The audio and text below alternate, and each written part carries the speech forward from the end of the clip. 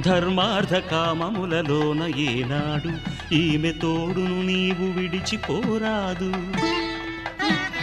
ఈ బాస చేసీక నిండు నూరేళ్ళు ఈ సతికి నీడవై నిలిచి కాపాడు. మాంగళ్యం తంతునానేన మమ జీవన హేతునా కంఠే భద్రామి శుభగే త్వం జీవ శరదాం శతం.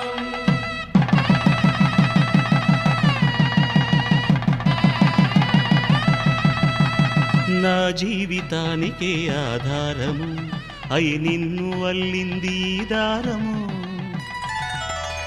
నీ మెడను వాలు ఈ మాంగళ్యము నా శాంతి సౌఖ్యముల సంకేతము.